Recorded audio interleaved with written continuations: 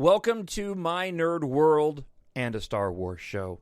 This week, I'm really excited to get into what we have in store.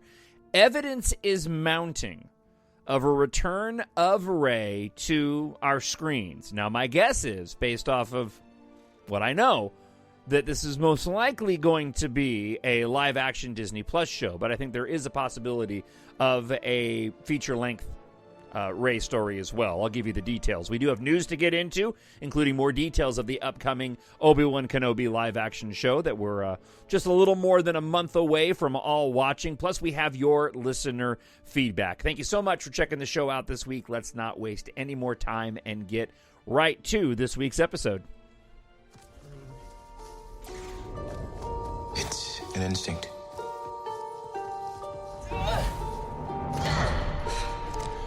Feeling.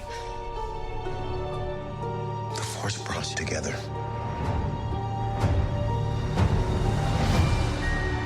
We're not alone. Good people will fight if we lead them. People keep telling me they know me. No one does. But I do.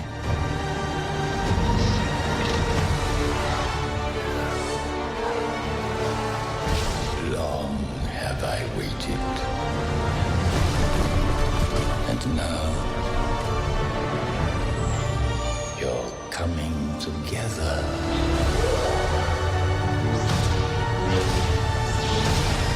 Is your undoing.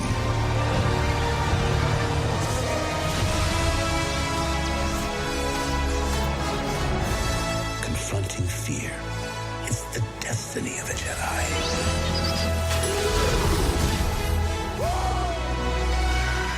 Your destiny.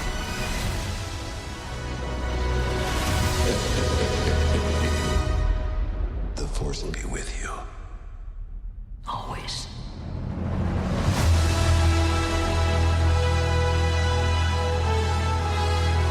My nerd world. It is the Star Wars show here on My Nerd World, and I'm your host, Jon Justice. If this is your first time checking out the show or you're newer to the show, welcome. If you are a returned listener, thank you so much for joining me once again as we talk about all things Star Wars. I like to keep it positive here on My Nerd World, the Star Wars show. I love pretty much all aspects of Star Wars, some more than others, and that changes from week to week depending on my mood. This week, as I mentioned at the top of the show, we've got quite a bit of news to dive into, including some details about Obi-Wan Kenobi coming from Entertainment Weekly and an interview with the series writer Joby Harold. And then we're going to do a deep dive.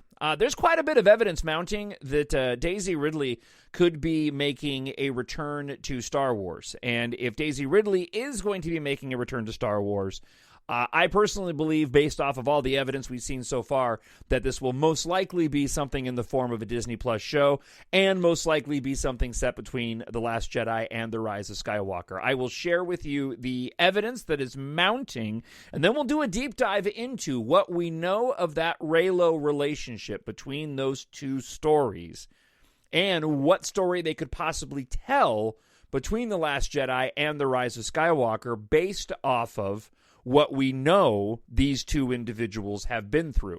So before we dive into all that, let's go ahead and get into the news of the week.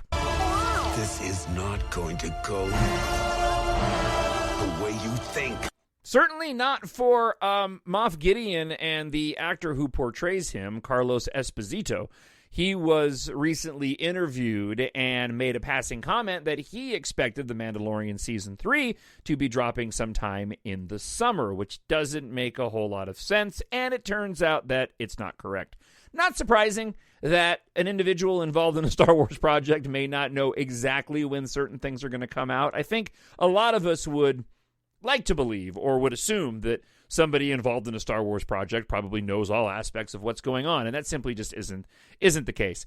So after Carlos Esposito made the comment that he expected The Mandalorian Season 3 sometime in the summer, several different outlets came out to say, no, more than likely it's going to arrive at the end of the year. I'll focus on one, and that's Stephen Weintraub out of Collider. He wrote on Twitter, The Mandalorian Season 3 will arrive at the end of the year. It will not be streaming this summer. And most likely, as we've reported on this very show, it's probably going to follow the same release pattern as the Book of Boba Fett did, debuting sometime in December and then heading into the new year. What we understand the release schedule to be as of right now, with no dates other than Obi-Wan Kenobi. So Obi-Wan Kenobi, we know we will get on May 27th, that Friday.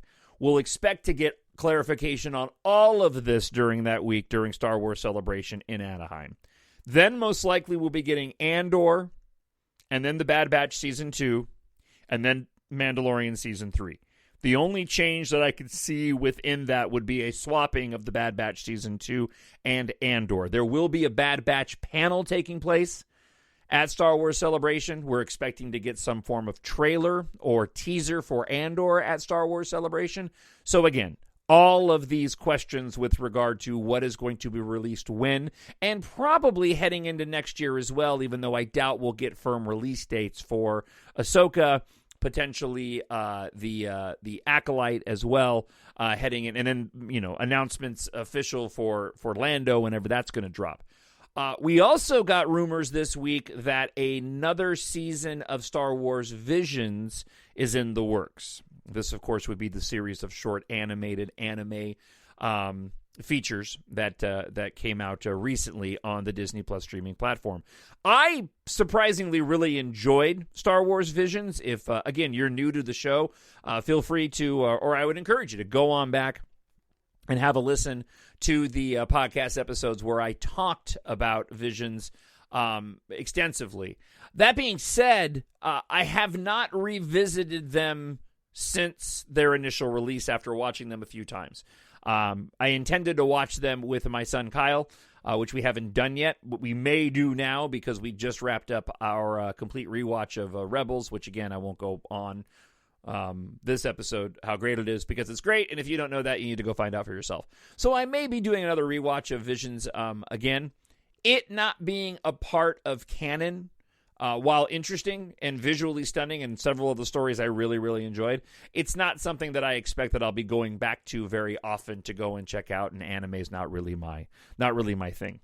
The other big news item of the week was nothing really groundbreaking here. It's just fascinating, at least it is for me, to hear from the creative talent behind the Star Wars content that we consume. And this week, we got an article from Entertainment Weekly and some comments from the series writer Joby Harold.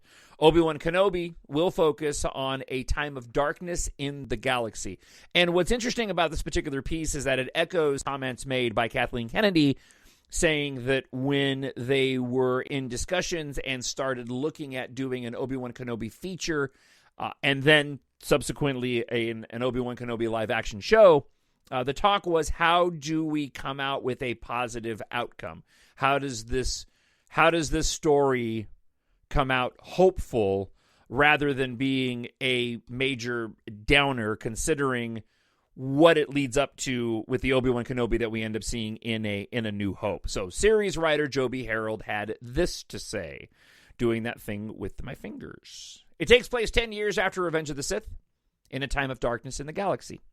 The Empire is in the ascendancy, and all of the horrors that come with the Empire are being made manifest throughout the galaxy. And the Jedi Order, as we know them, are all being wiped out. So everything that was in the prequels has crumbled. Those surviving Jedi, those that do survive, are on the run, explains Harold. And they're in hiding. And Vader and his Inquisitors are chasing them to the end of the galaxy. Such is the setting, the article goes on to say, when we pick up things for our titular hero. Says Harold, within that hopeless, fatalistic world, we find possibly the most famous of all of our surviving Jedi in hiding, struggling with that faith that defines the Jedi, and wanting to hold on to it, and hoping to regain that faith within that sort of hopeless world. Now, there was a leaked report that came out from MakingStarWars.net and Bespin Bulletin, which I've cited on the show. Both I've cited on the show several times. I'm not going to get into the details of it. There is some spoilers to be had within the reporting that was done. It basically details the character of Reva that we saw wielding the red lightsaber in the teaser for the Obi-Wan Kenobi series. However, the spoilers and the background on Reva would echo what I'm reading here from Joby Harold. And without spoiling anything, because I don't consider this a spoiler, that character that we saw most within that trailer of Reva will have a very significant role in the series and in the journey that we go on with Obi-Wan Kenobi when it debuts on Disney Plus on May 27th. It is that literal transition, the article says, from hopeless to a new hope for our hero that the series hopes to explore.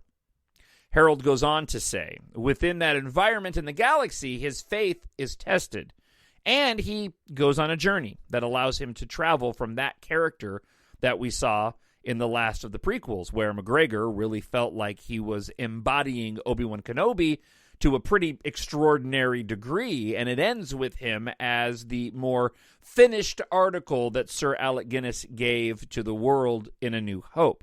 And so, in this very specific time in the history of Star Wars, when the Jedi are on the run, we get to sort of stand next to and watch Obi-Wan as he runs the gauntlet and has to survive a pretty extraordinary experience. Of course, getting to that place of Episode 4, Zen Master, may not be so easy, especially for a guy who not only is dealing with the pain of losing his pupil to the dark side and feeling responsibility for that, but is also coming to terms with leaving that former leaving that former friend burning to death on Mustafar after chopping off his 3 remaining limbs. Obi-Wan is defined by his past to a pretty great degree, Harold acknowledges. I mean, Obi-Wan and Anakin share so much screen time together. They're so close that everything that he's experienced and everything that happened with Anakin cannot help but define him. And we meet a man who's very much defined by that history, whether he wants it to be or not. Now, how Obi-Wan handles that history, especially when he is drawn out of hiding to face the dark side once again, will be key. Part of the journey of what he goes through is reconciling that past and coming to understand it and coming to understand his place in it, Harold says. And that journey and the places he has to go emotionally as well as physically, and some of those battles he has to fight are very much to do with facing that past and understanding who he was, his part in his own history, and the history of others. It does appear, and this isn't to say that Lucasfilm hasn't been doing this with other shows that we've been seeing, and I'll get back to that in a moment, but it does really appear that they've pulled out all the stops for this Obi-Wan Kenobi show. It was going to be a movie, and you obviously approach movies differently than you do a live-action show. That doesn't mean you have less importance on a live-action show, but I do get a sense that there seems to be a difference in the importance that they place on telling a concise story on a live-action show as opposed to a movie, right? In a movie, you have a shorter period of time to tell the story, so you've really got to boil it down to its essence, where, for good or bad, in a live-action show, even a limited series, you can stretch things out a bit. I heard somebody describe a limited series as opposed to an ongoing show as being more of a longer movie than you would a more episodic show that where it goes on for multiple seasons. I'm doing a rewatch right now of Obi-Wan Kenobi, The Book of Boba Fett. And reading this article and also at the same time off to the side watching The Book of Boba Fett is kind of where I'm drawing this conclusion from. That's not to say they didn't try to give The Book of Boba Fett and Boba Fett a detailed story, but it certainly sounds like they're really going all out to tell a deep tale with Obi-Wan Kenobi. And I guess I'm being unfair to say they didn't do that with The Book of Boba Fett. They did attempt to do that with The Book of Boba Fett. And I think to a certain extent, even though some fans didn't like it, they pulled it off. But the amount of energy and time and writers that they went through for Obi-Wan Kenobi, as I've stated before, I really feel like we're going to get something special. And when I read comments like that coming from the writer and so much focus on the journey that Obi-Wan's been through, the mental place where he's at right now, and getting him to a place where he's more in line with what we first saw and what I personally saw when I was 5 years old in the movie theater with my father, that Obi-Wan Kenobi, I really, again, feel like this is going to be way more than just sort of a surface layer, got to get to point A to point B and stuff happens in the middle story. No, we're going to get something very unique and special with this series. And I hope that it informs the storytelling moving forward for Disney+. I still want to see those theatrical releases. I'm hoping we get those announcements coming up at Star Wars Celebration. If we don't, and Disney and Lucasfilm really do focus on the live-action part of things, I hope that we get storytelling that is episodic, but still has a lot of meat and depth to it. Which brings me to the core of today's show and the topic that I want to get into the most this week, and that is a live-action Reylo-centric Disney Plus show. What is the evidence that we may be getting it, and what is that story going to be? Something inside me has always been there. But now it's awake. And I need help. The evidence is mounting that Daisy Ridley is going to return to Star Wars. And if Daisy Ridley is going to return to Star Wars, I'm going to present to you my arguments as to why, if she does, it most likely will be a story told between The Last Jedi and The Rise of Skywalker, as opposed to something that takes place post The Rise of Skywalker. I'm going to jump ahead to a listener feedback that I got this week from Casey Ponce, who wrote, Daisy Ridley got back on Instagram. It must mean something, with the smiley face emoji. I'm kind of with you on that. So let's get into this. We know that Daisy Ridley had lunch with Kathleen Kennedy a while back now. Enough time to where deals could have been made and pre-production and things could be moving forward. We know that Star Wars Celebration is coming up soon, and we're expecting some big announcements. We also know that Daisy Ridley is back on Instagram in a big way. She's not just back on Instagram, like she's posting a lot on Instagram. And not being negative, just being honest, her career hasn't exactly exploded. She's had some theatrical work. She has some things planned for the future, but much like individuals involved in Star Wars films in the past, a lot of times it's difficult for even great actors and actresses to break out into other roles. We know that John Boyega has been doing a lot of producing. He is doing films still. Oscar Isaac really is apart from Adam Driver, who has also, as evidenced, shown a willingness to still do Star Wars. And that's the one thing that I really enjoy about what I would call this current crop of movie stars that we have. They seem to be willing to do a wide range of different types of projects. From the extremely serious, like an Adam Driver, right? Doing extremely serious, like something like The Last Duel, to doing something a little bit lighter, like Logan Lucky. Love that movie, by the way. Or Star Wars, for that matter. Oscar Isaac seems to be probably the biggest breakout star, apart from Adam Driver, from the sequel trilogy. I'm sure I'm probably thinking of something. But, you know, Star Wars actors and actresses often have a hard time kind of expanding beyond that. And so far, Daisy Ridley's career hasn't exploded. Reylo is a big deal to a large portion of the fandom. And there's a ton of benefits to telling more Rey-centric, or specifically Reylo-centric stories. If Disney is giving us, and they are giving us, Andor, Obi-Wan Kenobi's kind of a given, but Lando with Donald Glover, Ahsoka, we got a Boba Fett show, we got a Mandalorian show of a character that we hadn't even heard before. It absolutely stands to reason that a Rey/Reylo show would be made. And why wouldn't you? We got an amazing setup in The Force Awakens and The Last Jedi.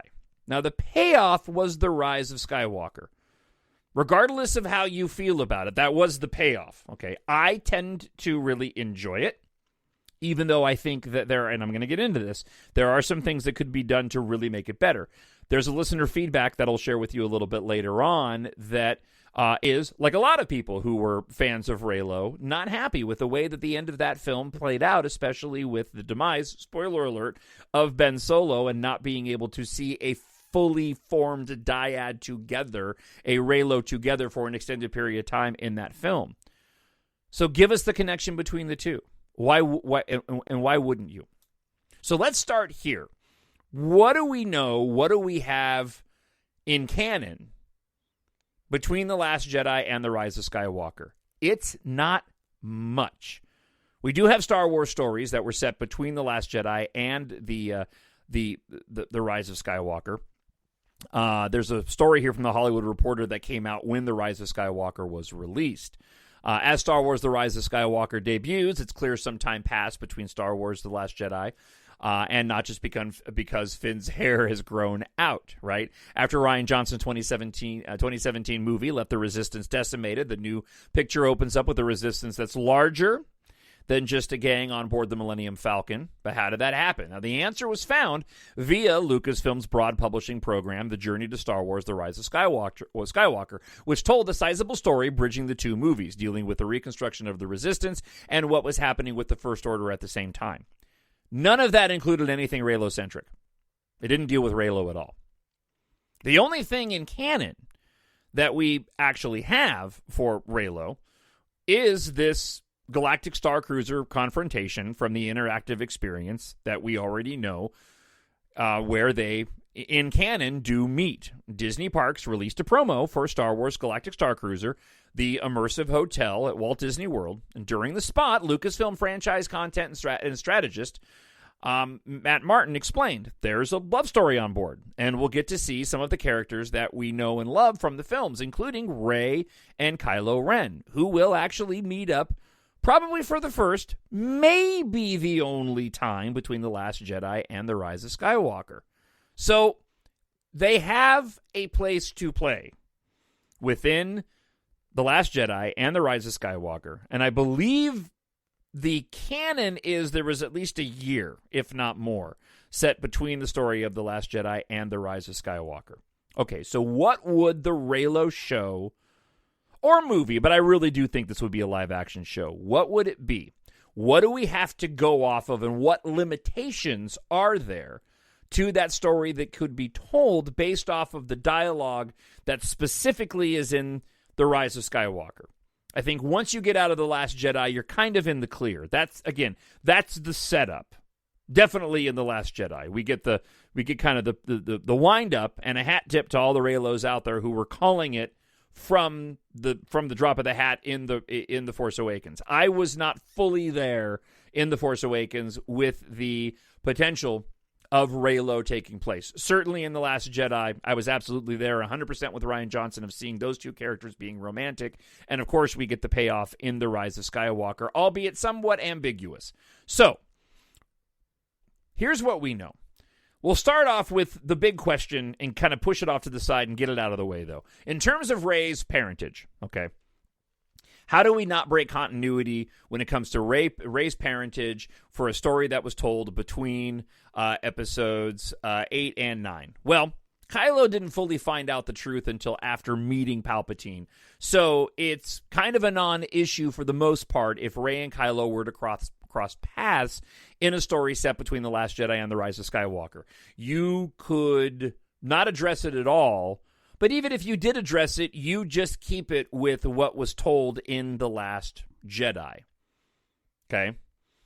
You can just keep with the idea that at that point in time, either Rey believes Kylo or doesn't believe Kylo, and Kylo believes that her parents were filthy junk traders, living in their graves in the Jakku Desert. Based off the fact that we do find out the truth later on, is that they actually went and, they kept themselves hidden because they chose to, because they were hiding their daughter. Okay. The most significant dialogue between Reylo that would have the biggest impact on telling a story between The Last Jedi and The Rise of Skywalker is the Force bond that takes place with Kylo Ren on his Star Destroyer and Rey while she's on Pisana. Kylo Ren, through the Force, says, Palpatine wants you dead. Rey responds with, serving another master. Sees him with the helmet back on. He says, no, I have other plans. Kylo Ren then says, I offered you my hand once. You wanted to take it. Why didn't you? Rey then says, you could have killed me. Why didn't you? Kylo Ren responds, you can't hide, Rey, not from me. I see through the cracks in your mask, says Rey. You're haunted. You can't stop seeing what you did to your father. And I'm going to revisit all of this. Kylo Ren says, do you still count the days since your parents left? Such pain in you, such anger? I don't want to have to kill you. I'm going to find you. I'm going to turn you to the dark side. When I offer you my hand again, you'll take it. And Rey says, we'll see. So this dialogue here is the most significant. The exchange that they have on the wreckage of the Death Star 2, I think, could also come into play when Kylo Ren is talking about Leia and how she can't go back to him. But that's how she can't go back to her just like he can't. But again, that's mostly based off of the reveal that she's actually a Palpatine. So you could have a Kylo/Ben storyline between episodes 8 and 9 and do a lot in the process to make those Rey, Kylo, and Ben moments in The Rise of Skywalker even more powerful. So, getting back to that significant dialogue in the Force bond on Pisana and the Star Destroyer. When Kylo Ren says, I offered you my hand once, you wanted to take it, why didn't you? Now, that could be referring strictly to The Last Jedi. If we were to have an encounter again, or maybe a couple, between Kylo Ren and Rey set between those two movies, if you don't have an event like that happen, you can still have that line refer back to what happened in The Last Jedi. And you can have a lot happen between them. And that line still makes a difference. I mean, that line still rings true that they're referring to what happened in The Last Jedi. And to that, Kylo Ren offers his hand again. Well, actually twice, if you think about it, in The Rise of Skywalker. He does it on the Star Destroyer, but also on the wreckage, he says, you're not going. He basically wants her to come with him to go to Exegol when he destroys the Wayfinder again. The other line, you could have killed me, why didn't you? Now, this I find really compelling. Because you could be referring to the encounter that took place before, the encounter that took place in The Last Jedi, or you could be referring to an encounter that had yet to be seen, told in a Disney Plus show. We have evidence that Disney does this. They're going to be doing it in the Obi-Wan Kenobi show. We've got, a smattering of dialogue talking about, between Vader and Obi-Wan Kenobi on the Death Star. That was always under the idea that what we saw in Revenge of the Sith was the last time those two came together, and we know for certain now that's not going to be the case. So we're talking retconning here. I hate using that word, but we are talking retconning here. That line from Rey, you could have killed me, why didn't you? I could envision a story taking place before The Rise of Skywalker of an encounter, even a romantic encounter between the two of them. Wherein, when we get to the events of The Rise of Skywalker, it adds further merit and intrigue to the fact that perhaps they did come together, and Rey had a different thought of where Kylo was heading. Maybe she thought that Kylo Ren was actually leaning in closer to becoming Ben Solo again. And his discovery of Palpatine and meeting with him shoves him back towards the dark side once again. In which case, that line, you could have killed me, why didn't you, could be really, really fascinating if those two come together in an intimate moment and Rey has herself completely vulnerable to Kylo. Kylo Ren says, you can't hide, Rey, not from me. Again, you could be referring to an event, Kylo Ren searching for Rey inside a story told between those two films that leads to the encounter. And again, all hypothetical here. I'm a writer. This is what I do. Leading to that encounter, right? In which case, that line, you can't hide Rey, not from me. She may know this already.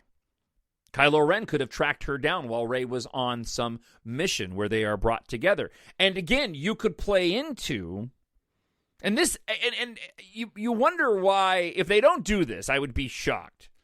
But they have a setup here to promote that Galactic Star Cruiser, and I'm not above using real-world dynamics of capitalism to go and create content to promote it, right? You do it with toys all the time. The list goes on in terms of the merchandising of Star Wars. But you create a story that ends up giving you more background on why Kylo Ren and Rey ended up on that Galactic Star Cruiser and events that could have taken place on there. That's where he could have tracked her down, and they have a romantic encounter. Again, adding depth, and I'm going to use this word a lot, but emotional weight to that line. You could have killed me, why didn't you? We all think that it's referring to, what took place in The Last Jedi, but what if this is, again, and I'm just going to repeat myself, this is a moment between these two where Rey has, made herself completely vulnerable to this individual. I see through the cracks in your mask, you're haunted. You can't stop seeing what you did to your father. And again, a great moment for some spectacular storytelling of the two of these individuals together, set between the stories that we've already seen, where Rey actually witnesses this firsthand and we get to see it. The nightmares haunting Ben. You could easily, well, I don't want to say easily, but you could craft an incredibly telling story that ends up, again, taking these events that we saw in The Rise of Skywalker and really elevating them to a place where they're not currently right now. And this could very, very easily, right, lend itself to perhaps mending some of the animosity within the fandom for you, the Reylo fan, that was disappointed in Ben's passing at the end of The Rise of Skywalker. You craft a story of Rey continuing to train, going off on a mission, maybe finding out details of the spy in the First Order that they discover in The Rise of Skywalker. And in the middle of this, obviously bringing Kylo Ren into the mix. You give them an encounter. For those that have seen the movie Out of Sight with Jennifer Lopez and George Clooney, a great film. I really love that movie. But Jennifer Lopez plays a law enforcement officer, agent. George Clooney is a criminal who gets out of jail, but then gets himself in trouble again. These two cross paths, and there's a connection between them immediately when he breaks out of jail and takes her hostage. There's a moment in that film where they put their differences aside and they meet up at a hotel, and they end up, setting aside those differences and coming together. You could easily go and do a Star Wars, version of that, which would and could enhance almost all of the exchanges in The Rise of Skywalker and bring more weight and gravity to the events of that film. If they were together prior to The Rise of Skywalker, Kylo thinking that he can turn her, asking her to join him again, takes on even more significance, as does Rey healing him in The Rise of Skywalker. Ben returning to save her. We now have more time spent with these two characters together. We get another more emotional, even potentially romantic encounter that would easily be, what's the word that I'm looking for? The arc between the two of them is natural between what happened in The Last Jedi, despite sort of the cutting off of what happened at the end of The Last Jedi, but riffing off of and jumping off of the fight with the Praetorian Guards. Those two coming together. When you get into the events of The Rise of Skywalker, if we have that story of these two having more experience together than what we know, Rey healing him, and that line of, I did want to take your hand, Ben's hand, that could easily be referring to the fact that she's been trying really hard for this and have even more emotional depth, because potentially we could see a story that takes place that shows that these two came together before. Ben, of course, returning to save her, as I mentioned at the end of The Rise of Skywalker, wouldn't be so fast, seeing Ben Solo on the screen, while I know disappointing for a lot of people, I didn't have a problem with it, but understandably disappointing for a lot of people. Ben's returning to save her, the kiss, and his sacrifice resulting in the kiss. All of that gets elevated.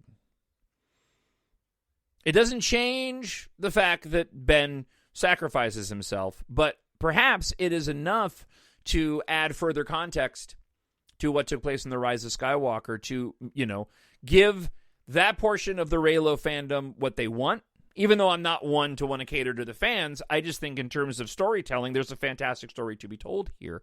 And also, taking what was done in The Rise of Skywalker and adding some context, as I said, to elevate its importance within the storytelling. There also is a possibility, and I just want to touch upon this. I think it's less likely. If you were to tell a story post The Rise of Skywalker, you could have Rey searching for the Force Ghost connection, seeing that we didn't see Ben Solo as a Force Ghost at the end of The Rise of Skywalker. There's a lot of different storylines you can play out from there. And while I'm not the biggest fan of using this particular dynamic, having just watched Rebels, the World Between Worlds would be an interesting avenue to go.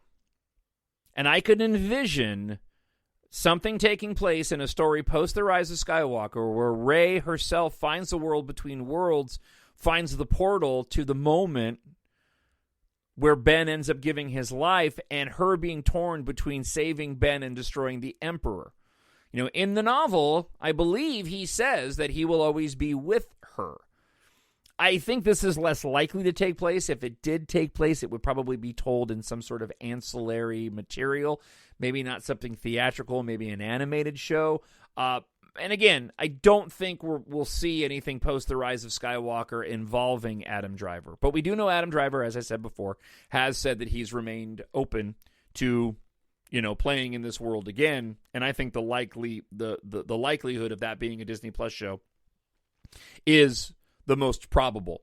And I do believe very likely. I'm kind of with a lot of people on, and I'm done dismissing fans when they speculate about Reylo, because so many of you got it right. I'm looking at you, girls with sabers. But I don't think it's any fluke that Daisy Ridley got back on Instagram. And the fact that we're coming up on Star Wars Celebration again, and her talking with Kathleen Kennedy, her career hasn't really blown up, and the desire from the fandom to see more of Rey, and specifically more of Reylo, I just think it presents an opportunity that Lucasfilm and Disney and the storytellers would be really, really foolish to miss. And by the way, if anybody from Disney or Lucasfilm is listening to this podcast and you want to take any of these ideas and run with it, feel free. You don't even have to give me credit, because I just want to see it myself. Before we move on to listener feedback, I do want to hear from you. TalkShowNerd@gmail.com is the email address. If you're listening to this or watching the YouTube version, you can leave a comment on YouTube. And remember, too, you can always find the podcast on whatever podcast platform you listen to. So if you happen to find this on YouTube, go into your smartphone, bring up your podcast app and look for My Nerd World, a Star Wars show, and you'll find it there. One more item, and I just really liked this tweet. Zet Jakasa wrote this on Twitter this week. Somebody was arguing, was making a comment about how they didn't like that essentially, in their view, Palpatine won at the end of The Rise of Skywalker because Rey was a Palpatine. And Zet wrote this on Twitter, and I just thought it was succinct, and I agreed. The last Palpatine became a Skywalker. The Sith lost. The Jedi had returned again. The millennia-long plan of Darth Bane culminating in that masterful shadow of the Force, Darth Sidious, was for naught. And I couldn't agree more. I have personally no issues with the storytelling that they did in The Rise of Skywalker. And I'm going to reserve any further comments on that as we get into listener feedback, because there's a couple of emails that I received that talk specifically about that. So with that being said, let's go ahead and get into our listener feedback this week. I need someone to show me my place in all this. So Deborah Minter commented on my Reylo-focused podcast from a few weeks back and said this: I agree with everything you said. I can't help but believe the trilogy made a mistake by killing the entire Legacy family. I also think Ben Solo could have lived if the creators had planned for it since the beginning of the films, with a few plot changes, and even kept their end the same with the exception of his survival. Rey and Ben are such compelling characters, it felt unsatisfying for their connection to come to a tragic end. And I know that that echoes a lot of feelings of the fandom, especially Reylo fans. It doesn't bother me.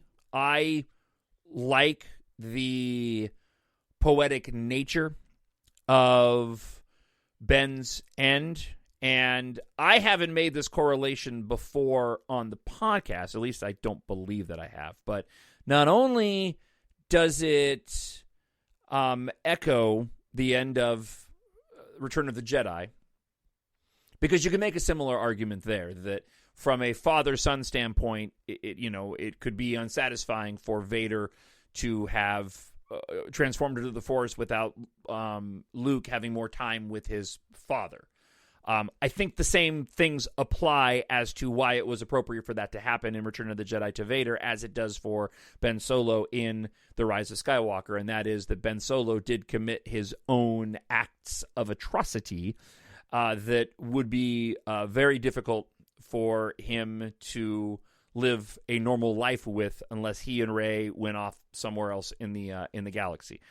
Made the joke before of if Vader had lived, you bring Vader back to Endor, and how does that go down? Hey, everybody, how's it going? And the same thing rings true for Ben Solo. Now, that being said, Ben Solo and Rey could go off by themselves in some part of the galaxy while he atones for his past sins. And I know that there are arguments to be made there of the manipulation of the dark side, and I'm certainly one who believes that Star Wars rules don't apply to real-world rules, but there's enough evidence there, in my opinion, to show that what Ben did was a noble sacrifice in order to save Rey, who was, vastly more important than he was at that point in time in carrying on the Jedi legacy. It also mirrors, and this is the thing that I hadn't mentioned on previous podcasts, it also very much mirrors the devastation felt at the end of the prequel trilogy and the loss of Padme at the end of that. I mean, this is very thematic, part of the themes and the poetry, as George Lucas has said before, of these films.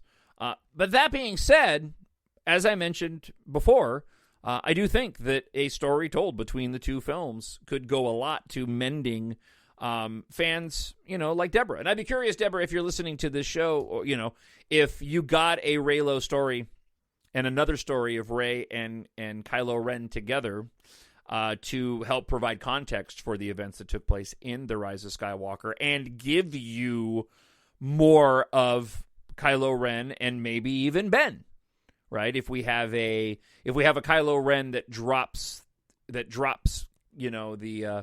we have a Ben Solo that drops the Kylo Ren persona for some time spent in a story that takes place between 8 and 9, would that be enough to satisfy you as a Reylo fan wanting to see those two characters together more? Friend of the show Miranda writes, whatever Andor has in store, I would like it to be dark and gritty, as dark and gritty as it could be, and hopefully we get a slew of flashbacks too. Yeah, I'm down for that. I think we're going to get something really unique with Andor, and we certainly know that, this was a show that they've been shooting for a long time. It was one of the very first ones that they announced for Disney+. A lot of location shooting, so it's way less done on the volume. I expect that the Andor show is going to be pretty special. Didn't mention this in news, and I forgot about it, but Bryce Dallas Howard, actress from Jurassic World, of course, directed Mandalorian episodes, a daughter to Ron Howard. She made a comment about Ahsoka and that fans of the Clone Wars will really like the Ahsoka show. And I think that's a given.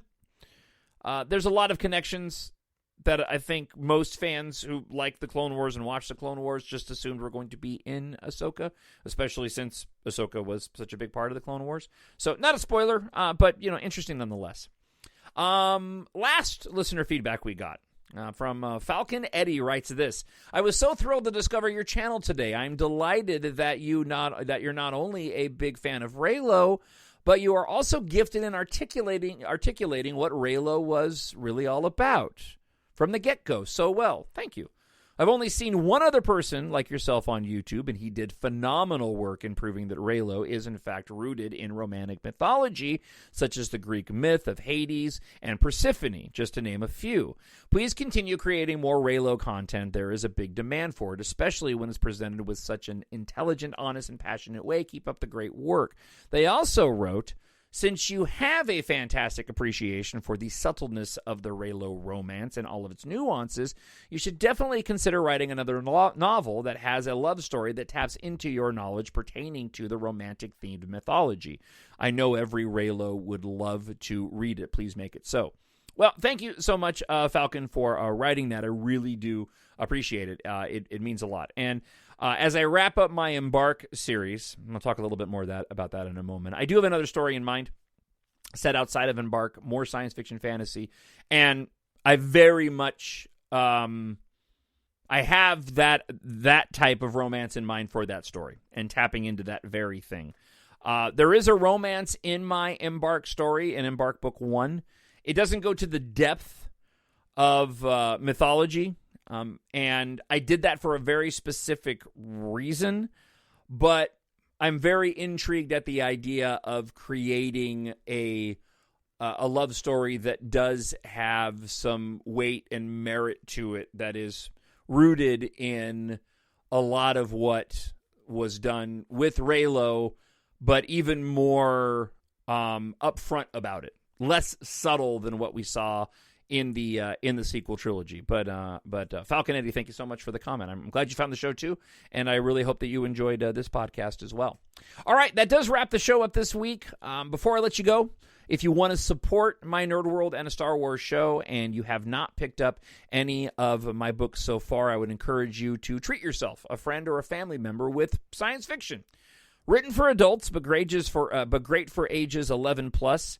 EMBARK Book 1 is available in hardcover, ebook, paperback, and audiobook. If you like your science fiction space opera to be epic, to be filled with romance and action, EMBARK is perfect for you. There are 7 books in the series. You can pre-order in ebook right now, book 7. I have it slated on my calendar right now for the 26th of this month. That might change. I'm still waiting to get it back from the editor, and I thought I would have it back by now, but I have not received it yet, so that might change. But you still can pre-order it. If it changes, it's only going to change by like a week.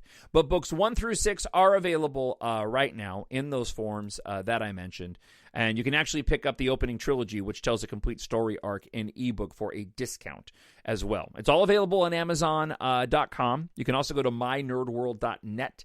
And there you can link to the stories. If you're wondering what are these stories about, if you're a first-time listener, here is the synopsis for Book 1.